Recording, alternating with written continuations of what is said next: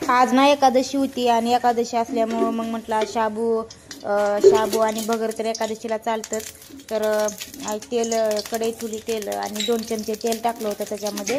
तेल चांगलं गरम झाले की मिरचीचे छोटे छोटे काप केले होते ते पण टाकले.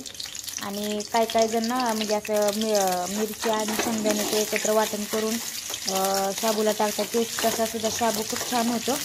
पण मी असाच केला आपल्या मिरचीच्या कापटामध्ये.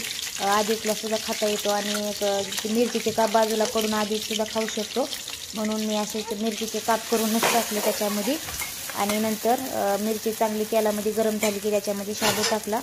शाबू आणि आता मिरची एकत्र तेलामध्ये असं परतून घेतलं की मिरचीचा तिखटपणा शाबूमध्ये थोडा तरी उतरत असतो.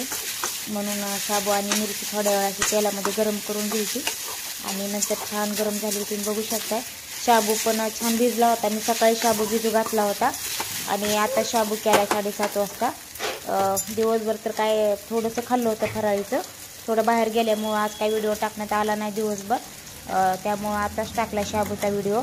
आणि नंतर शाबू चांगला गरम झाला की त्याच्यामध्ये शेंगदाण्याचं कूट टाकलं आणि कूट आणि ते सगळं टाकून एकत्र छान असं गरम करून घ्यायचं. कूट मी थोडं जास्तच टाकले म्हणजे जास्त तिखटपणा येऊ नये आणि आधीला सुद्धा ते खाता यावं. त्यामुळं कूट थोडं जास्तच टाकले शाबूला. आणि कूट पण मी थोडं असं मोठं शेंगदाणे वाटले होते.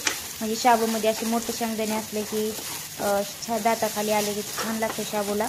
एकदम बारीक कूट केले की ते शाबू पण बरोबर लागत नाही आणि खायला पण चव लागत नाही. त्यामुळं मोठ्याच कुटामध्ये मी शाबू वाटलाय. मोठ्याच कुटामध्ये शेंगदाणे असं मोठाच कूट ठेवलं होतं शेंगदाण्याचं. आणि छान असं शाबू आणि मिरची कूट एकत्र मिक्स करून घेतलं तेलामध्ये. आणि नंतर एक अर्धा चमचा मीठ टाकून तुम्ही बघू शकता शाबू तयार झाला आहे.